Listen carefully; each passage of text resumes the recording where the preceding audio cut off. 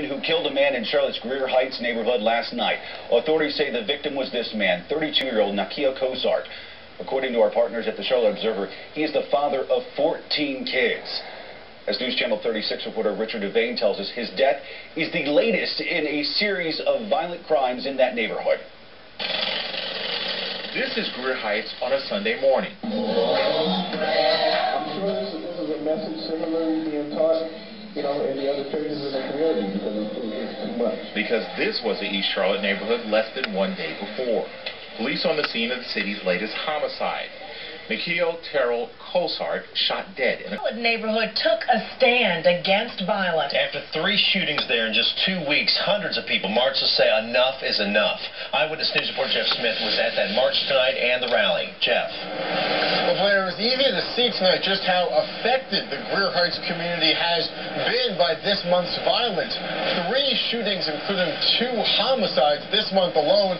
This after police were able to reduce overall crime in that community last year by 1/3. And tonight, residents spoke with police and told them they are willing to do whatever it takes to get the violence to end.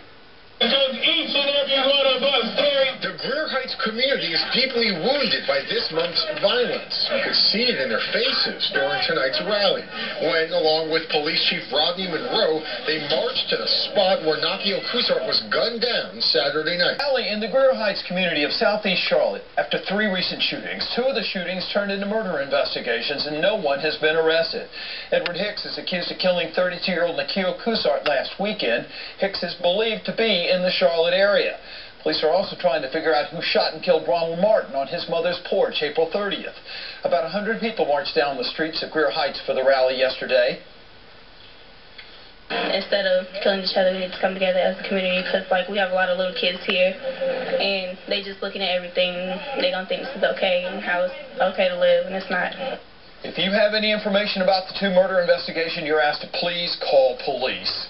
We're just taking one step at a time. One step at a time. As cliche as it may sound, for Moriah Chambers, she means it quite literally. I'm going to God a lot. Her walk of faith coincides with her march for neighborhood peace. The two are in lockstep. It's kind of sad of what's going on. In the last 2 weeks, 2 of Chambers' neighbors have been shot and killed. She hopes with each step she takes, she helps rid her community of drugs and violence. And start from here and start something fresh. She is on her way to one of a number of Grier Heights anti-violence gatherings. But Grier Heights is forming together. You should be able to sit on your front porch and not have to worry about a bullet coming your way. Amen? Local church leaders held a community rally Thursday. Hundreds of people attended. Victims' family members, neighbors, and even CMPD's homicide unit. I think when you see that, I think you realize that people at some point, they really getting tired about what they see, the violence in their community. And when you see people come together like that, usually they're ready to make a change and to make some type of commitment. So they took their message to the streets.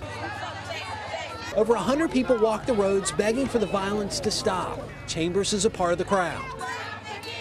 Happy to not be alone in her concerns and cause. In Charlotte, David Kernodle, News 14, Carolina.